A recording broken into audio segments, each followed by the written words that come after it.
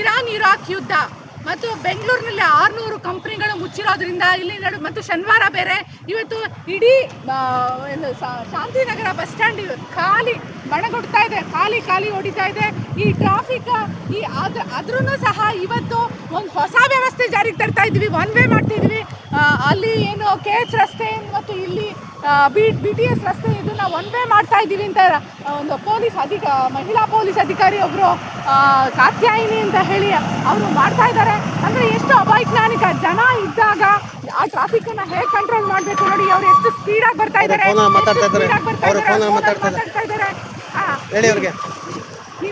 ಹಿಂದೆ ಬಸ್ಗಳು ಬರ್ತಾ ಇದ್ದಾರೆ, ನೋಡ್ಕೊಂಡು ಹೋಗಿ ಫೋನಲ್ಲಿ ಮಾತಾಡ್ಬೇಡಿ ನೋಡಿ. ಈ ರೀತಿ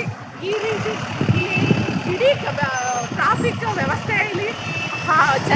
ವ್ಯವಸ್ಥೆಯನ್ನ 3 ಕಡೆ ಟ್ರಾಫಿಕ್ಕು ಡಿವೈಡ್ ಆಗೋದ್ರಿಂದ ಒಂದು ರೋಡಿಗೆ ತಂದು ನಿಲ್ಲಿಸ್ತಾ ಇದ್ದಾರೆ. ಅಂದರೆ DK ಶಿವಕುಮಾರ್ ಒಂದು ಪ್ರಾಜೆಕ್ಟ್ ರಿಪೋರ್ಟನ್ನು ರೆಡಿ ಮಾಡ್ಕೋಬೇಕು.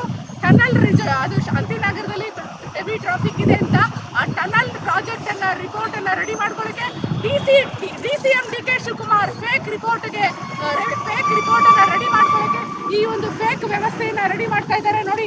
ಖಾಲಿ ಹೊಡಿತಾ ಇದೆ ಇಡೀ ಶಾಂತಿನಗರ ಬಸ್ ಸ್ಟ್ಯಾಂಡಲ್ಲಿ ಇಡೀ ವ್ಯವಸ್ಥೆ ನೋಡಿ ಖಾಲಿ ಹೊಡಿತಾ ಇದೆ.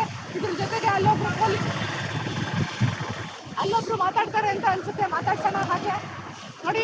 ಮಾತಾಡಿ ಅಂದರೆ ಹೆಂಗೆ ಓಡ್ತಾರೆ ಇವರೆಲ್ಲ, ಪ್ರಜಾಪ್ರಭುತ್ವ ಉಳಿಸೋರ ಈ ರೀತಿ ಮಾತಾಡಿ ಅಂದರೆ ಪಾಪ ಅವ್ರದ್ದು ಹೊಟ್ಟೆ ಜೀವನ ಏನು ಮಾಡ್ತೀರಾ.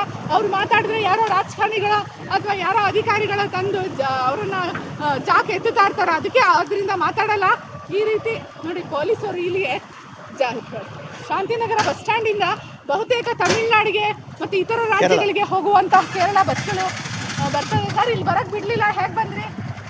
ಇಲ್ಲಿ ಬರಕ್ಕೆ ಬಿಡ್ತಾ ಇಲ್ಲ, ಹೇಗೆ ಬಂದ್ರಿ?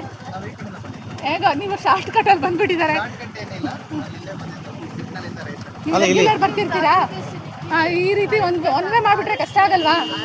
ಕಷ್ಟ ಆಗುತ್ತೆ, ಯಾಕಂದರೆ ಇದು ಬೇರೆ ಬೇರೆ ರಾಜ್ಯಗಳಿಗೆ ಹೋಗೋರು ಜಾಸ್ತಿ ಇಲ್ಲೇ ಬರೋದಲ್ವಾ, ನಿಮಗೆ ಬಿಸ್ನೆಸ್ ಸಿಗುತ್ತೆ ಅಲ್ವಾ ಇಲ್ಲಿ. ನಿಮ್ಮ ಹೆಸರು ಸರ್?